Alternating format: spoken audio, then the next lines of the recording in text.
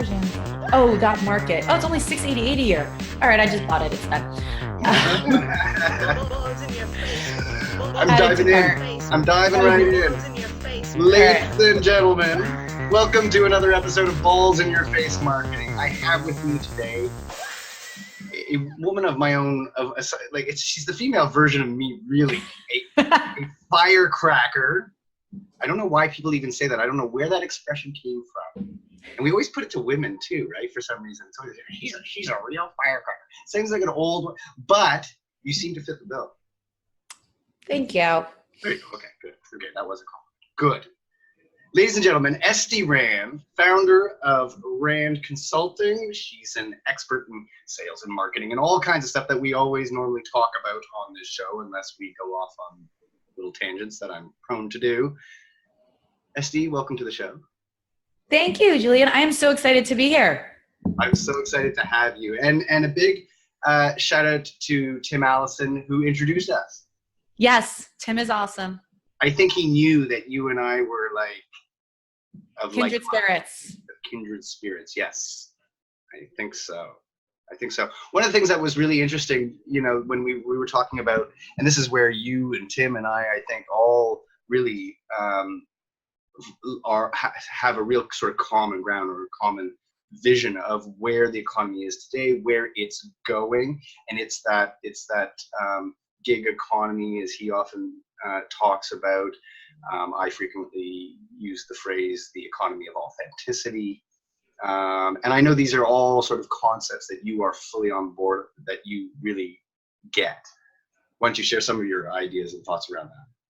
Sure. So I say kind of my wording is it's the return of small business, right? So like business used to be small business. You had a couple massive companies that built train tracks across the world, things like that. And everyone else ran a little business where they sold to the people that could come into their store or that they could talk to in person, or they were a traveling salesman, right? But business was very personal, right? And it was very much, each individual was in business for themselves. You didn't have these massive companies. And then we hit industrialization, and then everyone works for the man, right? And we are seeing the return of small business in the most incredible way, because now instead of just working with the people that you can physically get to with your body by moving around in your small space or traveling, you can, from your living room, if you need to, work with anyone in the entire world.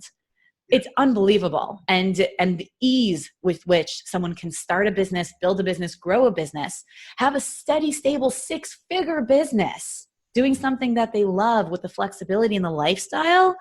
This has never happened before. And I think we're just seeing more and more and more of it. Right. And this is what you're now focused on with your consulting services, is helping companies get to that 6-figure point annually. Yeah. Helping them get to that stable 6 figures, specifically services. Service-based businesses, because they do this like really fun roller coaster thing where like they got good days, bad months, and they can't rely on it. Some of them don't even know exactly what they're making. I call that the cookie jar business, right? Money comes in, I put it in the cookie jar. I need something to buy, I pull it out of the cookie jar. And if there's money inside at the bottom, I'm doing well. No, that's not actually how it works. Right. And many people treat their business like that. So we kind of do this whole, professional strategy thing, but it's full service marketing consulting.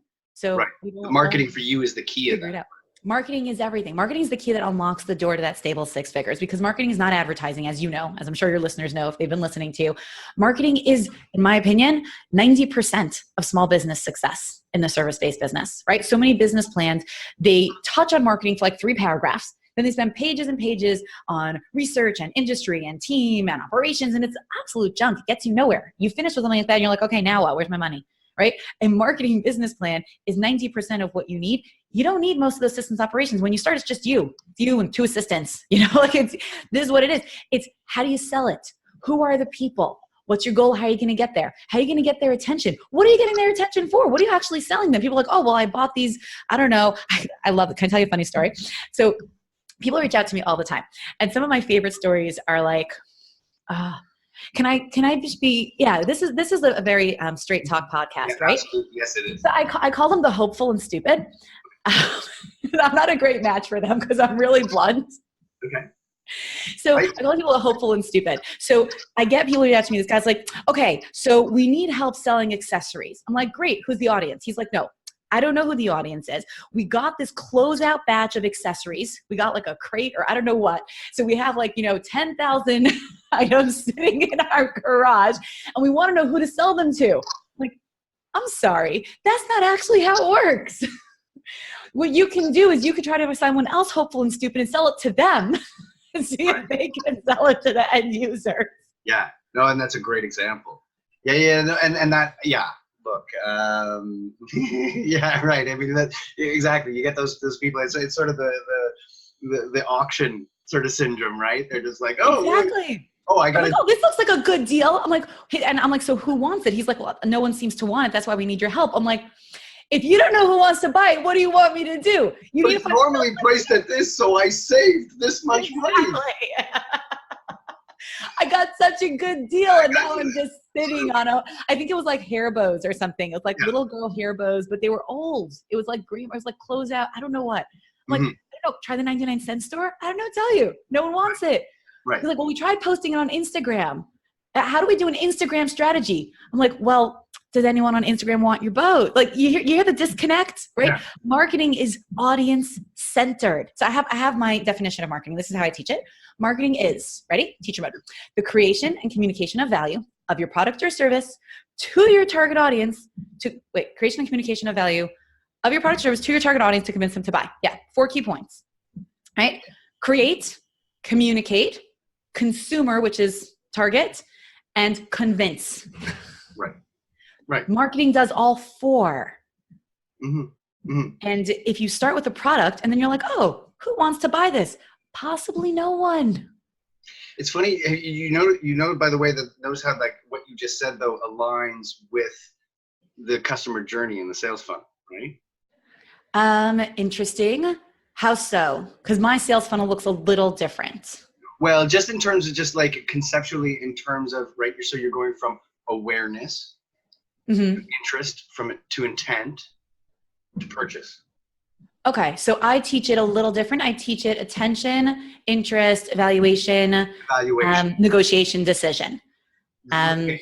Yeah, roughly similar. Exactly, and exactly. People use various. But yeah, it all aligns. And in my Marketing Magic course, we teach it in that system, right? So you begin by creating, right?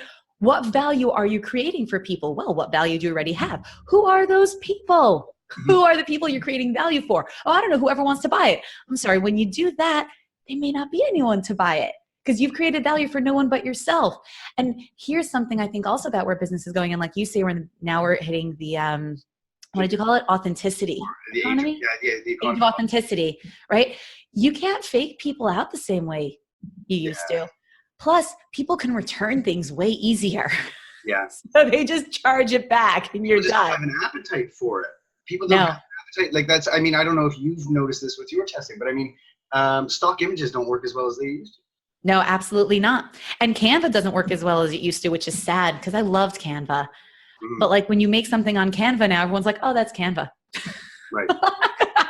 I know what that looks like. Yeah, exactly. There's something. No, because it's saturation, but you know what? Everything is a two-sided coin. Everything has positives, negatives. So what I said in the beginning, we're in this age where you have this incredible potential to launch a business so easily, so quickly. Everybody can and does try to launch a business so easily, so quickly. So you're dealing with a ton of clutter, junk, charlatans, overlap, market saturation, where you get one person who's good at quote unquote marketing, which is creating and communicating value, product, service, convince people to buy. That doesn't mean you have something good. That doesn't mean you have retention. Right. I had this guy on my podcast. He was talking about drop shipping. I'd heard of drop shipping, but I didn't quite understand it. And so he's explaining it to me. I'm like, oh, so you lie and cheat. He's like, this is like my guest on my show. And I'm doing this. Okay, we don't publish it live, but I'm like, he's like, well, not exactly. We're adding value. I'm like, you're taking some cheap thing off of Alibaba, you're quadrupling it in price, and then you're just selling it. What have you added in value? Right. He's like, I found it in Alibaba. I'm like, okay, but you don't know if it's any good. He's like, right.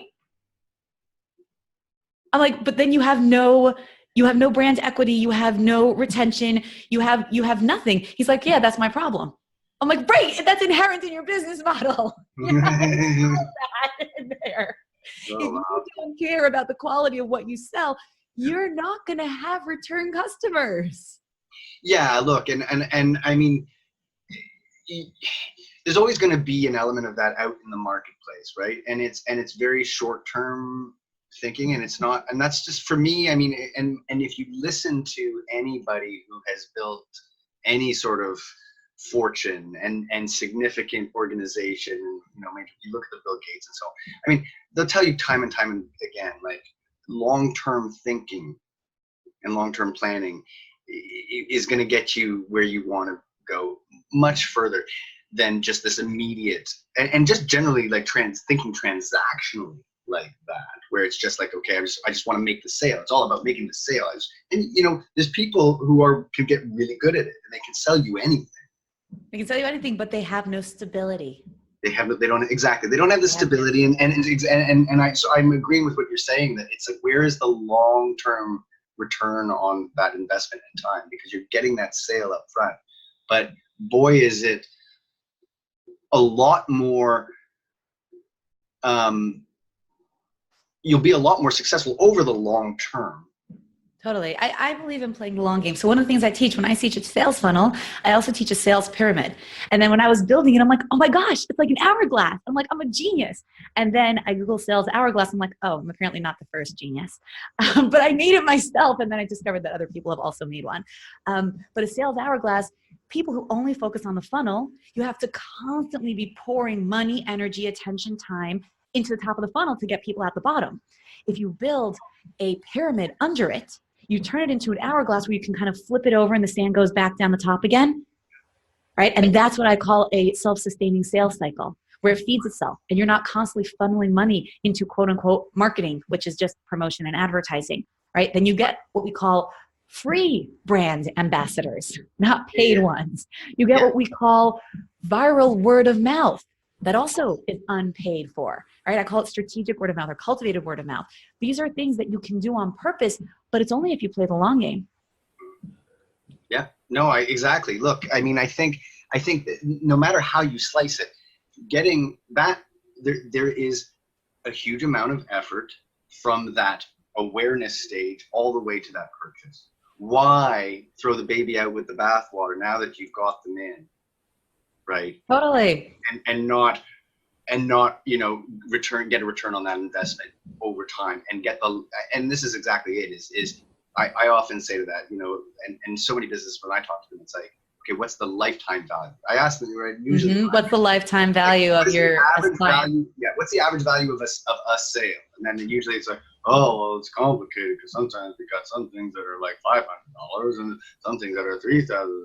Okay. Well, okay. That's great. Okay. So wouldn't it be great, first of all, if you're mostly selling just the thing that's $3,000 and not selling that $500, right? Like there's one thing in terms of concentrating your efforts on that. Totally. You know, but exactly, like what? Okay, so what's the lifetime value of it? And they have no idea. I know. A lot of people don't pay attention at all. It's funny because I was working with my PR person yesterday, and like I told you, we're doing this little bit of a refocus. Specifically to help service-based businesses, whereas until now we've been a little more broad. But we found that 80% of our clients are service-based businesses. So we're like, hey, we clearly specialize here. Like drill in. And one thing she said to me is, what's the lifetime value of our ideal customer? But I was able to tell it to her off the bat. Right? And everyone should know that. So I want to give you a great, like, if people walk away with just one tip from this, and they'll probably walk away with a ton because this is fun. But if they walk away with one tip, I read this article in Harvard Business Review. It's at least 5 years ago. Okay, maybe it's even more. And it was an article about Velveeta squeezy cheese. I think that's who does it. Who makes squeezy cheese? Is it Velveeta? Well, it's like tube cheese, like cheese in a tube. Oh, in the tube. Okay, maybe that's Velveeta. Maybe it's Velveeta. I don't remember, but it's this company. I'm a Canadian. We got Quebec. The monks make that we put in poutine, and if we have poutine somewhere else and it doesn't squeak, we're like, that's not poutine. But go on. Okay, so yeah, Velveeta squeeze cheese. I just checked it. Okay, so it's Velveeta squeeze cheese, and so they were doing. So I always say, like, you take the big business tools and you just apply them to small business. right? And that's kind of what you have to, you can't work like the big guy. So you take the research that someone like Velveeta and Harvard Business Review does, and then you use it in a little business. So what they did was they did research in terms of their customer acquisition costs and, you know, what it cost them and the average customer sale and all of that stuff. And what they found was that lots of people buy their product, but they've got a certain amount of people, like a reasonable percentage, that are obsessed with their product. And they use it on everything, and they eat it straight out of the tube, and they put it on crackers, and they put it on cookies, and they put it on vegetables, they put it on everything. And so what they did as their marketing effort is, instead of trying to get more new customers who maybe will like it, maybe won't, they worked on diving deeper with the people that already purchased from them and showing them how they can buy more of their product and more uses for their product. And I think so many small businesses get lost and they never do this. They have you get one service that you can get. Like I'll have web designers who will be like, yeah, well, I built the website and then I'm done. I'm like, well, what about website management? What about doing the hosting for them? What about doing the updates? I'm like, oh, yeah, you know, my clients asked me about that, but I'm like, nah, like, why? Why nah? Like, why nah? Like someone just said, hey, can I hand you your more money? And you're like, nah. Like, why would you do that? Yeah. What else can you offer the people who already like you? Now, that only works if you sold them something good the first time. That's what we're just saying. It's the long game. But hello, it's not just about that first sale or even the second sale. There's sometimes some businesses lend themselves to repeat sales. Some don't. Some lend themselves to upsells. Okay, but in any case, focus on the people who already like you. What else can I sell them? When I say sell them, I don't mean like sell them. I mean offer them, service them with. What else do they need? What else have people asked you for, possibly for years, that you've been saying no to? Why are you saying no? If you're bad at it, fine. But if you're saying no because, like, oh, we don't do that, or I don't know if it'll, recurring revenue. Yeah. Good stuff. It's great stuff. It is great stuff. And it's funny though, because you and I are similar in that we have sort of prided ourselves in being disposable. Yes, I love being disposable. Right. I call it dispensable. Disposable is not as nice. Dispensable. You're right. Dispensable. Right. Well, fair enough. On that point, I'm gonna go get my kids. I'm thinking more of it just in terms of like metaphorically how through knowledge, through expanding our brains, through all of a sudden like whatever it was that we did that made us grow this other brain, etc. And now it's huge. Now babies need to be born slightly prematurely in terms of, right? Okay. And then there's the whole, like, in terms of like what the whole deal is now, right? Now, like there's a big difference from an animal that like let's say like a chimpanzee that can kind of come out and pretty much start swinging around right away versus a human that's so dependent on its parents and its family. And so now as a result of it, the commandment, it's like, okay, well, now you chose to this. Well, now ladies, your birth is going to suck. And you're gonna you ain't gonna like that. And dudes, you gotta work your butts off now because now you gotta take it, like, you know what I mean? Like there's this whole like as a consequence of growing brains. That's very interesting. Okay, so they eat from the tree of knowledge of good and evil, which is what the tree of knowledge was, right? So it was an integration. What it was the ability of choice, right? The tree of knowledge of good and evil was the acquiring of free will. Yes. Well, so now you've got choice. So and now, shame, and a sense of shame and morality. You're right. Like morality. It's everything. It's choice. That's what morality. Choice is in the area of morality, right? I can't choose if I choose right this second, could I choose to fly to Dubai right now? No, I am not sitting on an airplane. I cannot get to it. But I don't have free will because free will is not in technical matters. It's all in here. Mm. Yeah, no. I've done a lot of I've done a lot of teaching. I have like a whole channel on this like religious site called Torah Anytime. I've done a lot of Jewish philosophy, education, and teaching and training for many years. So we could talk about this for a long time. Interesting. And now I'm studying quantum mechanics and quantum physics and spirituality and Hawkins levels of consciousness. And it's very synergistic. There are a couple of disparities, but it's very, very synergistic. Well, here's a funny thing is, so again, like I think I told you, like, so my mom is Roman Catholic and I was raised that. My father's the atheist Jew. So I grew up basically agnostic my whole life, but I was always, I was always fascinated by like quantum physics and like read Dawkins stuff like that. But I could always get like, I would read like, I would get up to the beginning of it and like geek out on it, and then by the final chapters I'd be like, okay, I don't get it. But I always, and so, but there was always this sort of conflict, right? And I was always kind of agnostic, and my mom always hated that because she was just sort of like, no, you have to choose. And there is like this, there is like, you know, there's that sort of philosophical like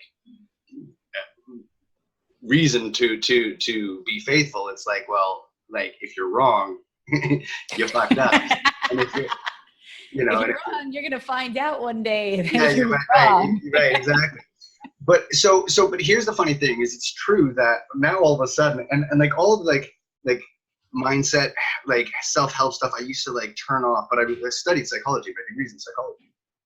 Oh, that's cool. And so now all of a sudden it's all coming to alignment. Like even when I was studying it, like computers were informing cognitive science, what we were understanding about cognition. Fair. How it works, and we were realizing it's like, oh yeah, this like complex calculus that we can do, that's not so special. Actually, that's easy for the computer. Get it to tie a shoelace. Oh, that's not so easy, right? So we realized like what, you know, is we learned a lot. We still have so much to learn about the mind, but then also there's like these theories about like how we're living in a virtual model. Not that I accept that. But the virtual model is fascinating to me also from, because I've studied so much theology and religious philosophy. The virtual model is not so off if you study deeply. It's not off at all. It's not, well, first of all, I mean, exactly, like everything is energy, everything is perception. Like it's fascinating. I'm obsessed. I'm totally geeking out on it right now. Like I'm in the geek out phase on this stuff at the moment. Well, let's go there, because you know something, I love it. Like, every year they have like this Asimov debate discussion, and they brought in philosophers and physicists to debate that issue, that model. And at the end of the day, he gave it 50-50. Right? Okay. And for anybody who's, by the way, just for any listener, basically the idea behind it is essentially this, that, you know, imagine that, you know, if we were to, you know, go thousands of years into the future, now all of a sudden we have the technology to take Fortnite times a million, and so that we can, and we would be interested in running simulations of our evolution, and we could run multiple simulations. And the idea is that this is ultimately all just a simulation, you know. And this is going back to the theology of it. This is what I found kind of irony, is that, you know, that physicists are now considering this model. It's like all my life I was like questioning whether the theology of life, and in the end maybe I do just get uploaded to the cloud in the end. Well, you gotta go somewhere, right? Because there's a part of you, and again, I do ascribe to a creation theory, but again, not in the sense that there was people who think that a day is a day. There was no sun and moon in the beginning. What makes days? Right. So like this guy, Gerald Schroeder, who's like, I don't know, super genius times 10 billion. Okay. Like, so the way he teaches Big Bang Theory and the way he teaches all these things makes a lot more sense, right? It synergizes with all of science, right? So you still have billions of years. It wasn't 6 days of 24 hours. You can't have 24 hours without sun. Sun didn't come till day 3, right? So that whole concept of where the world was created, like there's a before and a before and a before until there's a something, and there's an after and an after and after until there's a something, and you're here until you're not here. When you're not here, where did you go? Your body's still here. What is you? And when you start asking these questions, you don't end up anywhere that makes any sense unless there's some source power, smarter, bigger, more powerful than we are. Because you can only create something. You cannot create something equal or greater than yourself. Right? A human cannot, we don't have. Okay, yeah, you're getting into the ontological argument, which is linguistically almost irrefutable. So that I hear you. I mean, you're right. Right? You can't. To me, there's a bit of like a Jedi mind trick in that. Okay, but I want to take this back to business, can I? Because I want to show you where absolutely comes together. So I take this into marketing. I'm serious. I do. So do I. Go. So I believe in a service business, even in a product business, but service for sure. Your business is built from a soul place, right? Because I believe we have souls. Whatever you want to call your soul, you want to call it your consciousness, your spirit. the semantics of the linguistics, I always say if I wasn't in marketing and business development, I'd be a linguist and a sociologist because I'm so fascinated by societies and communication, which is what drew me so much to marketing. There's a part of you that is not your body. The body becomes dysfunctional, right? You're still there until you're not. And when you build a business, I believe it comes from that place.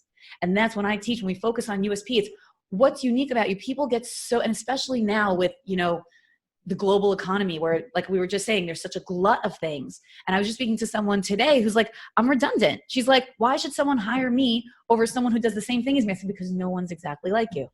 And if you can't believe that, you have no USP, right? Unique selling position. In a service-based business, your USP is all the things that are unique about what you're bringing to the table. It might be your personality, your education, your background, your experience, your interface with customers, a specific tool that you got, a specific skill set. And again, how you grow and how you scale that beyond you to hit, multiple six-figure stable revenue, that's a different strategy. But just to understand, that is part of the marketing. Part of how you sell, part of how you create and communicate value in a service business is what is unique about you? What is unique in retail? And why are you here? Yeah. Why are you here in your business? Not why are you here? Like, I'm not going, my mentor says The Matrix is his favorite documentary. Right. Which I think is such a great line. So I'm not even going there. I'm not going there. But I'm not going to like the ultimate purpose of why we're here. But why are you in your business? So if you're going to just want money, it's not going to work. But if you want, again, in service, we're here to serve. You have something you want to bring. You have a passion. Where's that coming from? It's coming from somewhere inside you. What is that? What is it you want to do for people? So I have been obsessed with helping people make money, doing what they love, and having a life for about 12 years now. It's been an obsession. Well, look, I mean, I'm on board with you because, and I mean, there are tons of successful entrepreneurs and marketers and people who will say that, what drives a business is its value. Right? Knowing and knowing who it is, and that's what drives you and I exactly. So who are you what's your core, and then how do we now communicate that? How do we make sure exactly? And how you get it to everybody. That's so I teach it. So the model I use, so I created this graphic organizer, and my Marketing Magic course is based completely around all the elements. There are 10 key elements in marketing strategy, and I build it out like a flower, right? Because I do organic marketing. Now, organic marketing might have some money in it. It might not, but it does not involve throwing tons of money at things and hoping money comes back to you. That is what it's not involved. It's an organic whole. Every part feeds itself. Yeah. So the core is the seed. The DNA for everything you're going to do, sell, provide is in that seed. Mm-hmm. And the roots are what I call the core branding. And so those are your core branding elements, the USP, the pitches down there, your vision, your mission, all those things are branding elements, right? So branding is not your logo. Logo is the leaves, right? They're like a little bit above ground, but your brand, your real brand, that's what's unique about you. So that's underground. No one necessarily sees it. They see the reflection of it. The flower is the marketing piece. So the center of the flower is the target, okay? The stem that connects the seed, which is your core, and the target is what I call the 2 a.m. problem. What is your target laying awake at night at 2 a.m. that you have the power to help them with? And that's what connects you to them. So if you're like, well, I don't know who my audience is. I say, well, whose 2 a.m. problem can you solve? Yeah. So my people are laying awake at night going, I don't know how to stabilize this. And I don't understand marketing. And I've wasted so much money on it. And I just don't know how to do this. Yeah. And I can fix that. I know I can. Yeah. So they're my people. And that's my core. And that's my drive, is because I have this insane drive for like stability and certainty. So like my drive is to help everyone with it. Right. And and I hear and I know exactly, like as soon as you say that, I know it's like exactly, because it's for me, the language, and again, it's just slight variations of language, but exactly this, I'm thinking about, the example that you were using earlier about where the person had no idea who their audience was. It's like, well, if you don't know who your audience is, how do I know what their pain point is? And if I don't know what their pain point is, how do I know how to say that you're the solution to you're the solution? Exactly. And you can start in any piece, right? You could say, well, these are my people. Can I solve their pain point? You have to connect. Because if you cut the stem, you have a dead flower. If you cannot solve someone's problem, you have no marketing strategy. Mm-hmm. You have a dead flower, right? And so next to the target, there are 6 petals. And those are the 6 P's of marketing, the way I teach them. So it's. I love listening to this. Like it's so funny because when you know it, and then you hear people exactly, like I love how you visualize it, because how you visualize it might appeal to somebody, might all of a sudden click for somebody who has never thought of it that way. and how somebody else does it. And it doesn't really matter as long as it doesn't really necessarily matter as long as you really sort of get the core principle about it. And I want to actually take this back to what we were talking about earlier, because I'm really aligned with you on this. In fact, it's funny, you know, I'm a little nervous because my keynote in a week from now is about the future. And I have a feeling that people are like wanting me to make all these predictions, right? Like in 5 years, you're going to be like this. In 10 years, it's like, no, things are moving too fast. I want a career in 5 years. Thank you very much. I'm not going to be telling you exactly where things are going to go. I don't want to do that. But more importantly, you know, but more significantly, I think my message is, and it's similar to what you're saying. It's similar to I think, you know, what's in your heart, you know, and it's mine, is the future is meaningfulness. The future to me is we've achieved this sort of golden age. We have to acknowledge, and this is what really my talk is going to be about, is saying like, okay, let's see where if we're going to talk about the future and charting a path to it. You need to know where you are. It helps to know where you've been. And so I'm going to be spending a bit of time basically, again, like doing a good, like kind of like everything before this point in time is death, disease, famine, and war. We've been busting our asses off. Every time you sit there with your phone going, I had to send it in 3 separate messages because it didn't take all my pictures. And it's like, and then what? And then it flew out of your friggin' phone, up into space, back down to somebody on the other side of the world that you intended to. And you're complaining. One of your ancestors is rolling in their grave saying, stop your fetching. I love it. Right? So that's in terms of like, where are we? We're at this goal. I agree with you again when you talk about all the opportunity. And this is the thing, this is the opportunity. But the crazy part is people are more miserable than they've ever been. And to me, this is, again, like I said, I'd be a sociologist. And goes, why? Right? And I read psychology books for fun. They're marketing textbooks for me. Why are they so unhappy? Because people, just part of how we're wired, we don't get pleasure when things are so easy. Pleasure comes as the result of effort. Yes, we seek adversity. We thrive in it. We need it. People think that like effort and pleasure are opposites, right? Ease and pleasure are synonyms. Effort and pleasure are antonyms. And it's not true. Pleasure is a result of successful effort. And because things are so easy for us, you know, this is one of my favorite. Pleasure is in the doing. Pleasure is in the journey too. Yeah. Not even just the result. It's so much more than that. It's so much more than that. Here's one of my favorite analogies, okay? And you're going to love this. So when you heat food up, and since we're playing science also, it's all fun. So when you heat food up in an oven, put it in an oven, takes 20 leftovers. Yeah. Okay. 25, 30 minutes, 40 minutes. If it's like meatloaf and it's really dense. Yeah. But then it's hot for a good 15, 20 minutes. Like if you don't eat it immediately, it's not cold. Stick the same meatloaf in the microwave. It's ready for you in 60 to 90 seconds. How fast does it cool off? And it tastes like rubber. Why? Because what does a microwave do? It doesn't heat up food. It heats up the water molecules. It doesn't actually heat food. That's when you put pizza in the microwave, it comes out like rubber. Right? So the trick, by the way, is you put a little cup of water or you drip water on the plate and then you put your pizza in. It will not be rubber. The real thing, because that's what a microwave does. Now, if you're going for those quick, and this takes us back full circle to what we were talking about with drop shipping and business and everything. If you're going just for those quick fixes and just for those quick sales, they expire really quick. You put very little effort in, you get a little return. You're like, no, I made so much money. This guy's like, I made $50,000 drop shipping. I'm like, that's cute. I made $50,000. I'm not going to tell you what I did, but mine is recurring. Okay. Like, you are sitting and going, Facebook, please don't change your algorithm. I'll have no money. And I'm not doing that. Right. Because you're a microwave and I'm an oven. Right? So if you put in the time and you play the long game, you're actually heating up the real food. And you can get real, and it tastes so much better. Right? If you need that quick fix, it cools off faster. You didn't really heat it up. It just looks like you did. You got to eat it real quick or it's going to be gone. And you have rubber pizza unless you do my water trick. See, we got another guys, one great takeaway. Go put water in the microwave. Yeah. How to make your pizza not rubbery.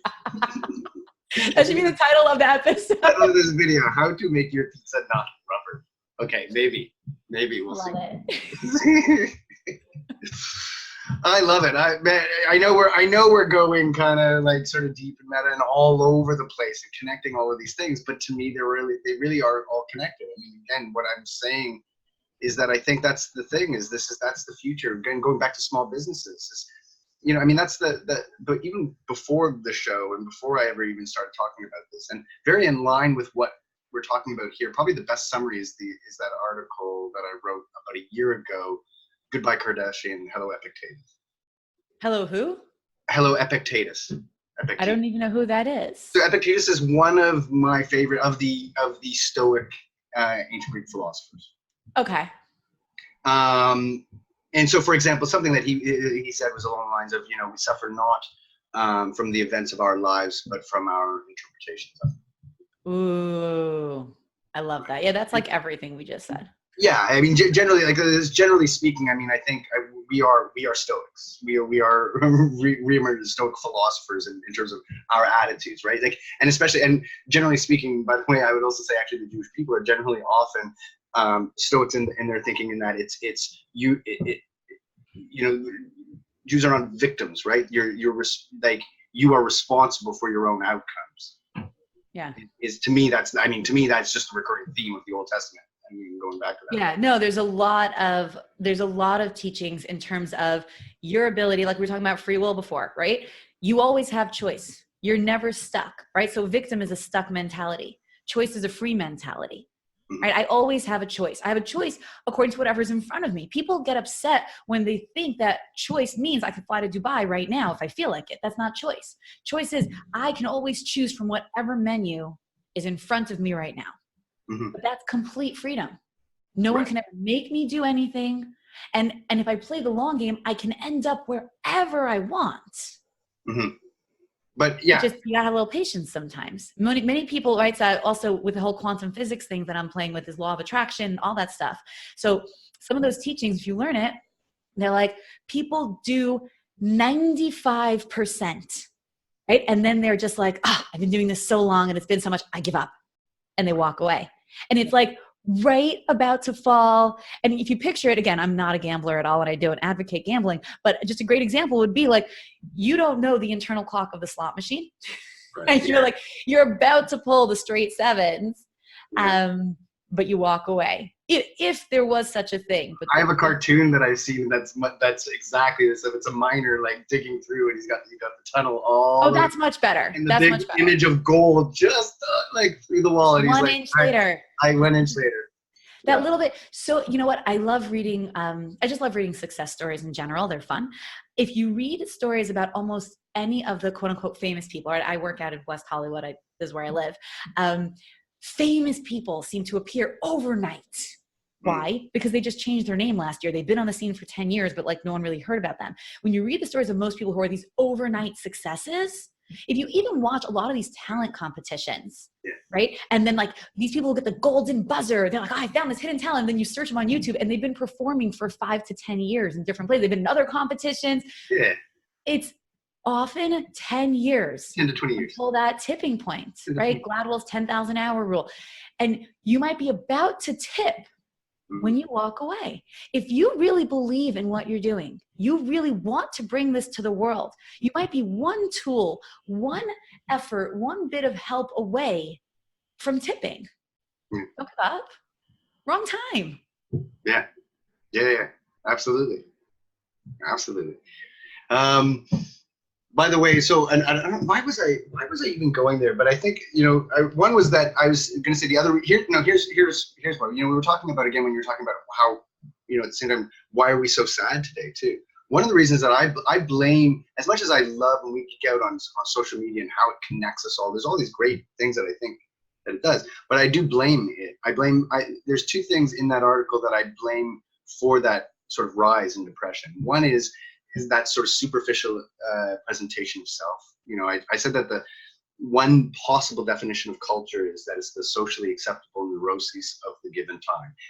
Ooh, I need to write that one down. I like that line. Today's being narcissism, right? And so when you have this constant superficial presentation of self, and then everybody's constantly seeing everybody else only presented as happy and in all these wonderful things in their lives, and then that internal image doesn't match what appears to be everybody else, that has a depressing effect.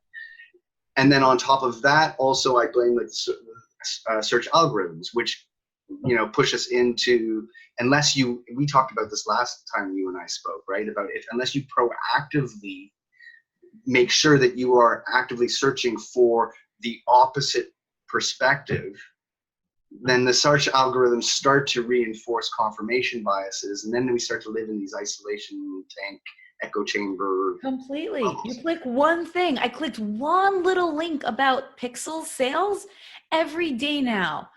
I'm getting, and from Google, okay? They don't realize they're feeding it to me. And I have a Google Pixel, and they're like, Pixels are bad. Pixel sales are down. Google's struggling with Pixel. I'm like, shut up. I like my Pixel. I bought it even. But I clicked on one link about why the sales were falling, and now all I see is how bad the Pixels are and how unsuccessful Google, and it's just a load of garbage. Yeah. And that's totally what happens. But I have to give you a really good line on the whole selfie world. I love this line. I think about it all the time. There's a comedian, Sebastian Maniscalco. I don't know if you've ever heard him. He's funny. Go on. He's got a couple of really good things. He's in a few Netflix specials and stuff. So he was doing this little bit on, you know, people are so into selfies, right? Selfie this, selfie that. He's like, why do you call it a selfie? Why do you have to take a selfie? You're taking a selfie because you don't have anyone else with you to take a picture with, or to take a picture of you. So don't call it a selfie, call it a lonely. Yeah. Like, oh, I'm taking a lonely. Every time I think about that. And when you look at people on social media who are all selfies, guys, they're just taking a bunch of lonelies. They don't have anyone to take a picture with or have to take a picture of them. Yeah. You got to do it in the mirror. Exactly. They're lonelies. That hit me so hard, because you see people, they're smiling, they're laughing, but if you get behind the scenes on any of it, right?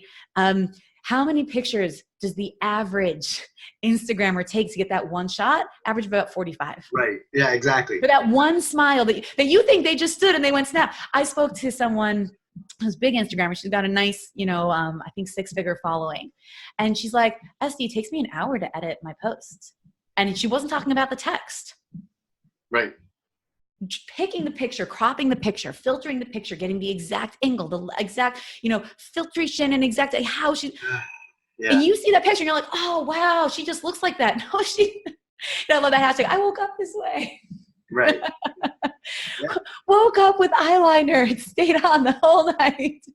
And this is what we were saying at the top, is that, people don't buy that anymore, and we see through it. And I think we're maturing past it. And that was what the point of that is seeing that there's, it's not just me, there's people like yourself. I find that this sort of, as I call it, sort of this movement of meaning, I think, I see it happening on LinkedIn more than anywhere else. Which is why I'm on LinkedIn is my favorite platform.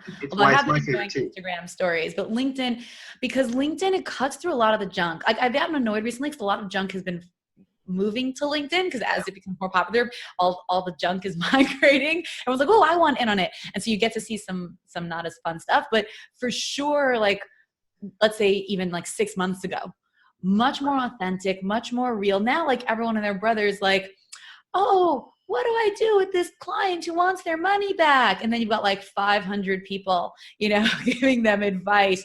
Oh, don't give it to them. It's like, don't be Twitter. Please don't be Twitter. Yeah, Twitter and Facebook. I know but you're right. Like, so before I think what happened, part of the problem is it's sort of a good thing and a bad thing. Like, is that Gary Vaynerchuk was like, we're 100% in on LinkedIn. And now everyone's like, oh, we got to step up our LinkedIn game. Yes, this like drop shipper kid. We've got this program called Linkfluencer. I partner with this guy, and we got this team in the Philippines. We do LinkedIn management for people with actual humans. So it's not an app. And he's like, oh, I got to get in on that. I'm like, no, I don't want you on LinkedIn.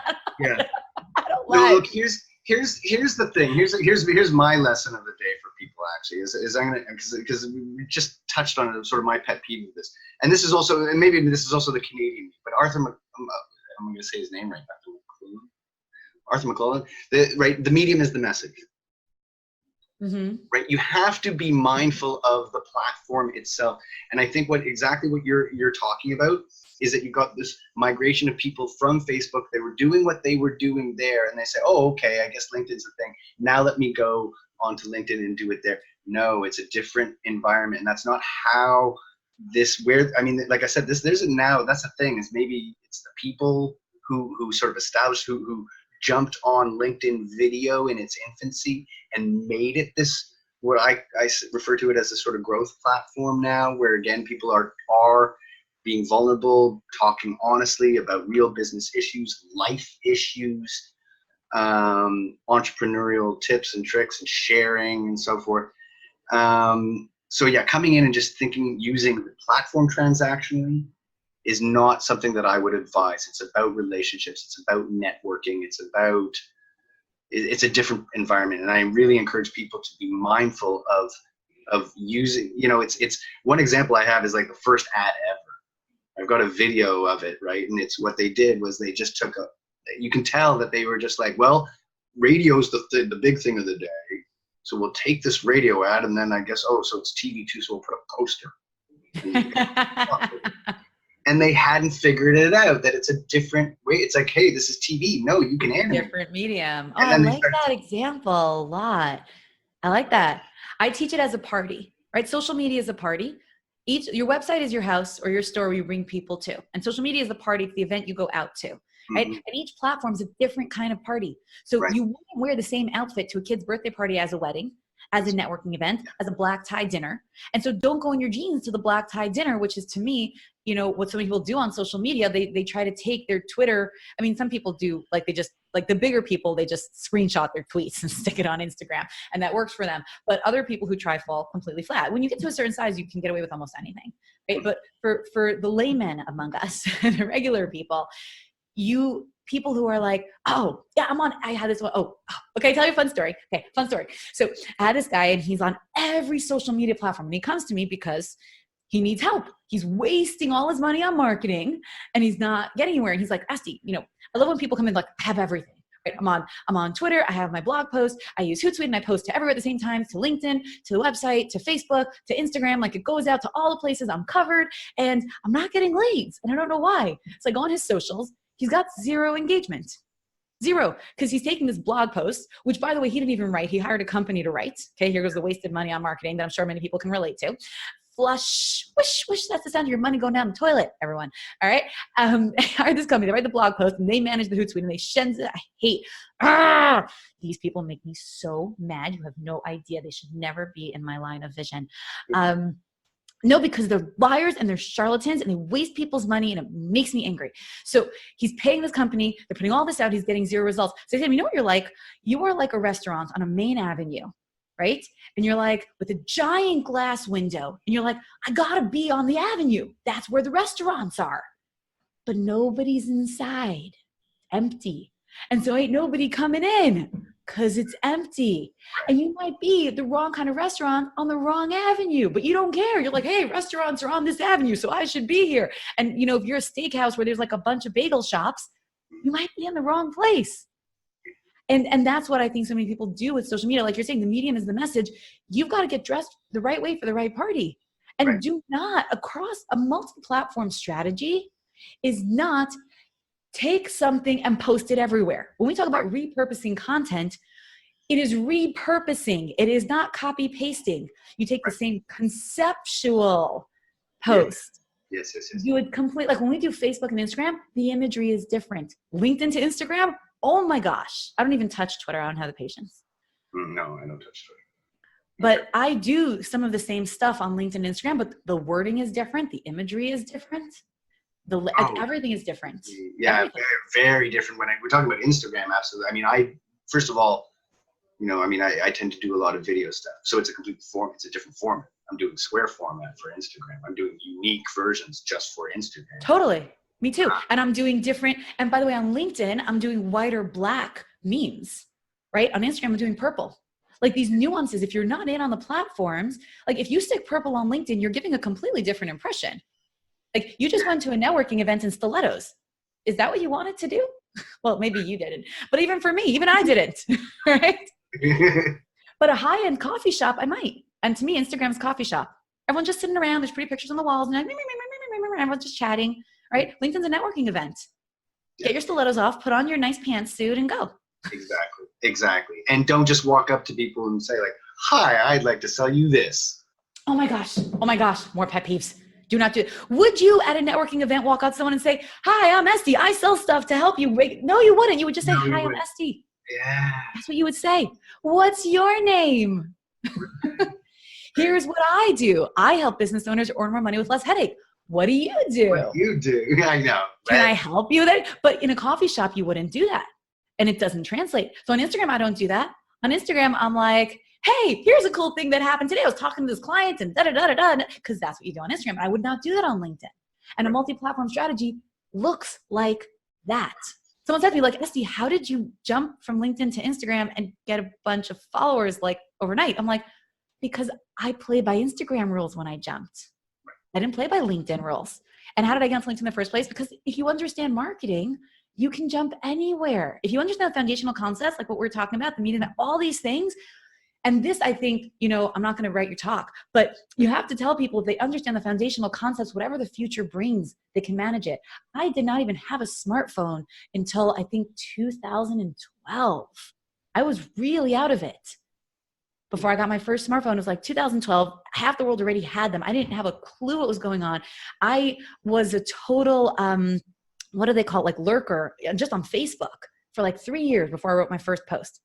My first post got like 55 comments and likes because I spent years trying to figure out what is this thing? How does it work? Right? And then when I launched it for business, if you understand the foundational concepts, you can learn any tool. So I understand marketing, so I understand social media. If you learn marketing, will LinkedIn, Instagram, Facebook be popular in 10 years? Honestly, doubt it. But if you learn real marketing strategy, whatever is popular, you'll kill it. That's right. The idea, exactly. And you can't put all your eggs in one basket. Exactly. Unless you're a drop shipper. I don't touch them either. I will not. Well, I mean, you're competing with them. But out of respect for your time, and I know that we want to jump over, I think you want to give me a link. So thank you so much for coming on the show. I appreciate it so much. This has been so great. And can I give your listeners a free gift? Because I like to give stuff out. You can, of course. That would be great. Okay. So if you go to estierand.com/free gift, so it's ESTIERAND.com/free gift, there right now is a 167 promotional strategies that you can download. Over there. We do change the free gift from time to time. That's why I use that link. So when you hear this episode, that's probably what's there. If not, you can always ask me for it. But right now, if you go there, 167 promotional strategies so you can build that perfect cocktail for your business. You're not stuck on just one or two options. You have all the different ingredients you might need to make your recipe that's right for you. So Instagram.com/free gift. That is awesome. You are my first guest actually to give a gift on the show. That's amazing. So thank you. Are you serious? We will put the links up and down below. Well, I mean, I always put everybody's links to their businesses and websites. Oh, but you need free presents. I love freebies. Yeah, freebies are great. No, that's awesome. We're gonna link to that for sure. Okay, awesome. Yay. Thank you, Estie. Thank you for having me. Balls in your face right now.